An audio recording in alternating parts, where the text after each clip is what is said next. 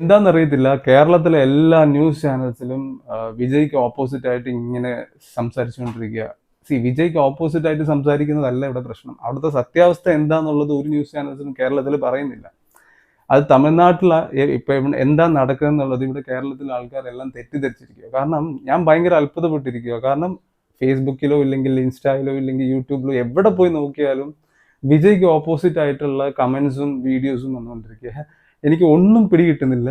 കാരണം തമിഴ്നാട്ടില് ടോട്ടലി തിരിച്ചാണ് നടന്നുകൊണ്ടിരിക്കുന്നത്. അവിടെ ഫുൾ വിജയ്ക്ക് സപ്പോർട്ടാണ്. എക്സെപ്റ്റ് ആ DMK എന്ന് പറഞ്ഞ പാർട്ടി ഒഴിച്ച് ഈവൻ ഓപ്പോസിറ്റ് പാർട്ടീസ് പോലും വിജയ്ക്ക് സപ്പോർട്ടായിട്ടാണ് സംസാരിച്ചുകൊണ്ടിരിക്കുന്നത്. കാരണം അവിടെ നടന്നതിന്റെ ഒരു ആക്സിഡന്റ് റീസൺ വിജയ് അല്ല.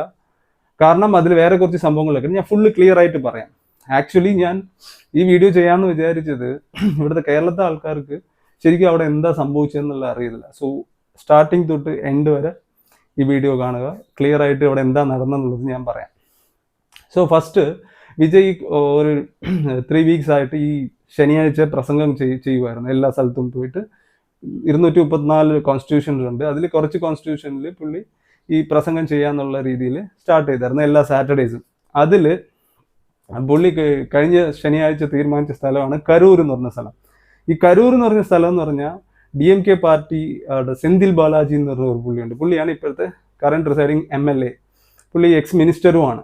സോ പുള്ളിയുടെ ഒരു എന്താ പറയുക, പുള്ളിയുടെ കോട്ട, പുള്ളിയുടെ ഫോർട്ടാന്ന് വേണമെങ്കിൽ പറയാം. അത്രയ്ക്കും പവർഫുൾ ലീഡറാണ് കരൂരിൽ. പുള്ളിനെ തോപ്പിക്കാൻ ആർക്കും പറ്റത്തില്ല. അത്രയ്ക്കും ആൾക്കാരെ പുള്ളി കയ്യിലെടുത്തിട്ട് വെച്ചിട്ടുള്ള ഒരാളാണ്.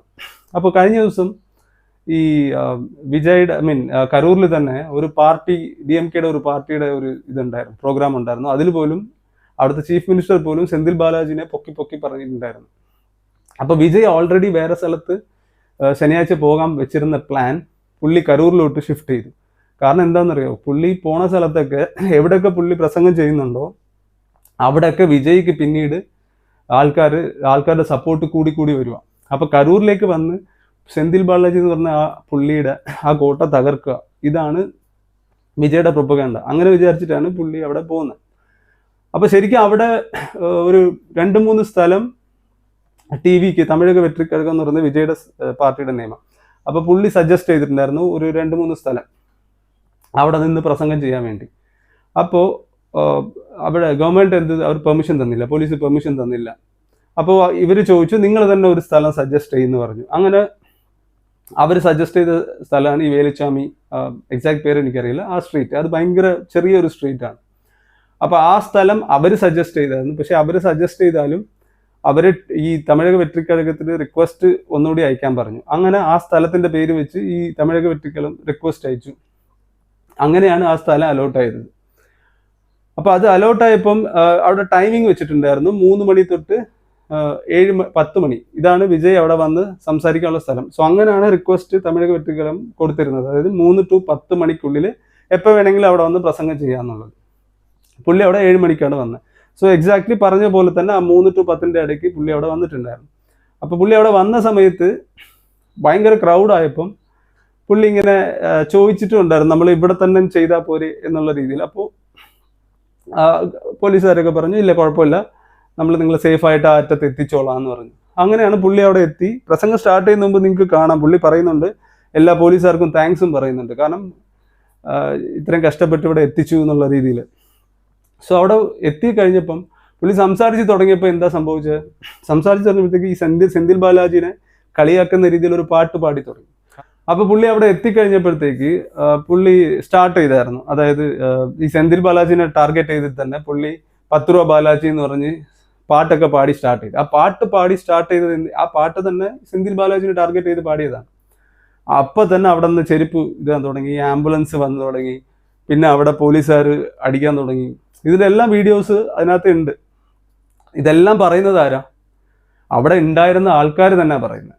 പക്ഷേ ആൾക്കാർ പറയുന്നത് സത്യമാണോ ഇല്ല എന്നുള്ളതാണ് ഇവിടെ, അതിൻ്റെ പ്രൂഫാണ് നമുക്ക് വേണ്ടത്. പക്ഷെ നമ്മൾ വീഡിയോസിൽ കുറേ കാണാം പോലീസുകാർ തല്ലുന്നതും ആംബുലൻസ് വരുന്നതും. പക്ഷെ ഇതിനെല്ലാത്തിൻ്റെ റീസൺ ഗവൺമെൻറ് അതിൻ്റെതായ റീസൺസ് ഒക്കെ കൊടുക്കുന്നുണ്ട്. അപ്പോൾ ഇവിടെ എന്താ പ്രശ്നം എന്ന് വെച്ചാൽ, ഇപ്പോൾ DMK എന്ന് പറഞ്ഞ ആ പാർട്ടി വിജയിനെ ടാർഗറ്റ് ചെയ്ത് ഇതിൻ്റെ എല്ലാത്തിൻ്റെ റീസൺ വിജയ് ആണെന്നുള്ള രീതിയിൽ വരുത്തി തീർക്കാൻ വേണ്ടി അവർ ഇവൻ പോസ്റ്റേഴ്സ് വരെ വിജയനെ അറസ്റ്റ് ചെയ്യണമെന്നുള്ള പോസ്റ്റേഴ്സ് വരെ അവിടെ ഫുൾ അടിച്ച് വേറെ ഒരു സംഘത്തിൻ്റെ പേരിലൊക്കെ അടിച്ച് ഇതാക്കുന്നുണ്ട്. അപ്പോൾ ഇവരുടെ പ്രൊപ്പഗേണ്ട എന്താന്ന് വെച്ചാൽ വിജയ് ഒരു പ്രസംഗത്തോടെ തീരണം, അത് ആ പാർട്ടി ഇല്ലാതാവണം എന്നുള്ള ഒരു കൺസെപ്റ്റിലാണ് ഇപ്പോൾ അവിടുത്തെ പ്രൊപ്പഗേണ്ട നടന്നുകൊണ്ടിരിക്കുന്നത്. സോ ഇവിടെ സംഭവിച്ചതെന്ന് വെച്ചാൽ വിജയ് കാരണമാണ് അവിടെ ഇങ്ങനൊരു ആക്സിഡന്റ് ഉണ്ടായത് എന്നുള്ള രീതിയിൽ എല്ലാവരും പറഞ്ഞു വരുത്തി തീർക്കുന്നുണ്ട്. അപ്പോൾ ഫസ്റ്റ് ഡേ ഇങ്ങനൊരു സംഭവം ഉണ്ടായപ്പം എല്ലാവരും വിജയ് കാരണം ആയല്ലോ എന്നുള്ള രീതിയിലുണ്ടായിരുന്നു. പക്ഷേ നെക്സ്റ്റ് ഡേ എന്ത് സംഭവിച്ചു? തമിഴ്നാട്ടിൽ എടപ്പാടി മീൻസ് ADMKയുടെ ജനറൽ സെക്രട്ടറി, അതേപോലെ തന്നെ അണ്ണാമലൈ BJPയുടെ ലീഡർ, ഇവർ രണ്ടുപേരും വിജയ്ക്ക് സപ്പോർട്ടായിട്ട് തന്നെ സംസാരിച്ചു. കാരണം ഇവിടെ അങ്ങനെ ഒരു സംഭവം ഉണ്ടായത് വിജയ് കാരണം അല്ല എന്നുള്ള രീതിയിൽ ഓപ്പോസിറ്റ് വേറെ പാർട്ടീസാണ്, അവർ വിജയ്ക്ക് സപ്പോർട്ട് ചെയ്ത് തുടങ്ങി. സോ അവർ സപ്പോർട്ട് ചെയ്തപ്പോഴത്തേക്ക് പിന്നെ അതായത് നെക്സ്റ്റ് ഡേ അവിടെ ഉണ്ടായിരുന്ന ആൾക്കാരുടെ ഇന്റർവ്യൂസ് ഒക്കെ വന്നു തുടങ്ങിയപ്പോഴാണ് മനസ്സിലാവുന്നത് അവിടെ ആരോ ഇൻക്ലൂഡ് ചെയ്തിട്ടുണ്ട്, അകത്തെ ഏതോ ഒരു ഓപ്പോസിറ്റ് ആൾക്കാർ കയറിയിട്ടുണ്ട്. പിന്നെ വരുന്ന ന്യൂസുകളൊക്കെ ഫുള്ള് അകത്ത് എന്തൊക്കെയോ സംഭവിച്ച ആൾക്കാർ മനഃപൂർവ്വം ചവിട്ടുന്നുണ്ട്, കത്തി വെച്ച് കീറുന്നുണ്ട്, കല്ലെറിയുന്നുണ്ട്, ഇങ്ങനെയൊക്കെ കുറേ ന്യൂസുകൾ അവിടെ ഉണ്ടായിരുന്ന ആൾക്കാർ പറയുന്നുണ്ട്. അതും കേട്ടപ്പോൾ ഇതേപോലെ വേറെ ലീഡേഴ്സും കൂടെ വിജയ്ക്ക് സപ്പോർട്ട് ചെയ്തപ്പോഴത്തേക്ക് തമിഴ്നാട് മുഴുവൻ ഇപ്പോൾ വിജയ്ക്ക് ഡബിളായിട്ട് സപ്പോർട്ട് കൂടി, except DMK party. DMK government അവർ പറയുന്നത് ഇപ്പോഴും ഇതിന് കാരണം വിജയാണെന്ന് പറഞ്ഞ് അങ്ങനെയാണ് ഇപ്പോൾ അവിടെ നടക്കുന്നത്. സോ ഇതാണ് ഇൻസിഡന്റ്. ഇങ്ങനെ ഒരു ഇൻസിഡന്റ് നടന്നുകൊണ്ടിരിക്കുമ്പോൾ ഞാൻ നോക്കുമ്പോൾ തമിഴ്നാട്ടിലെ ന്യൂസ് എല്ലാം പക്കായിട്ട് വിജയ്ക്ക് സപ്പോർട്ടായിട്ടാണ് വന്നുകൊണ്ടിരിക്കുന്നത്. പക്ഷെ കേരളത്തിൽ ഡീറ്റെയിൽ ആയിട്ട് ഒരു കാര്യവും പറയുന്നില്ല, അതേപോലെ അവിടെ നടന്ന ആൾക്കാരുടെ ഇന്റർവ്യൂസ് ഒന്നും പറയുന്നില്ല. ജസ്റ്റ് മൊട്ടയായിട്ട് വിജയ് കാരണം മരിച്ചു എന്നൊക്കെ പറഞ്ഞിട്ട് ഇങ്ങനെയൊക്കെ ഒരു ന്യൂസ് ഇങ്ങനെ. ഈവൻ തമിഴ്നാട്ടിൽ ആ മരിച്ച ആൾക്കാരുടെ അവരെ പോലും ഇന്റർവ്യൂ എടുത്ത് അവർ പോലും വിജയ്ക്കാണ് സപ്പോർട്ട് ചെയ്തുകൊണ്ടിരിക്കുന്നത്. സോ ഇതൊക്കെല്ലാം കേൾക്കുമ്പോഴത്തേക്ക് ആരായാലും വിശ്വസിച്ച് പോകും, അതായത് വിജയ് അല്ല ഇതിന്റെ റീസൺ. ഒബ്വിയസ്ലി ഒരാൾ വരുമ്പോൾ ഇത്രയും വലിയൊരു സ്റ്റാർ വരുമ്പോഴത്തേക്ക് ഇത്രയും തിരക്ക് വരും എന്നുള്ളത് പോലീസുകാർക്ക് അറിയാം. ഒബ്വിയസ്ലി അവർ സപ്പോർട്ട് കൊടുക്കേണ്ടത്, ഇല്ലെങ്കിൽ പ്രൊട്ടക്ഷൻ കൊടുക്കേണ്ടത്, അവിടെ ഉണ്ടാകുന്ന ജനങ്ങൾക്ക് പ്രൊട്ടക്ഷൻ കൊടുക്കേണ്ട കടമ പോലീസുകാർക്കാണ്. ഇതിലേറ്റവും ഇമ്പോർട്ടൻ്റ് കാര്യം, വിജയ് അതിനു മുമ്പ് വരുന്ന മുമ്പേ പറഞ്ഞിട്ടുണ്ട് ഗർഭിണികൾ വരരുത്, കൊച്ചുങ്ങൾ വരരുത്, മാക്സിമം വരാതിരിക്കണം എന്നുള്ള രീതിയിൽ നോട്ടീസും കൊടുത്തിട്ടുണ്ട്.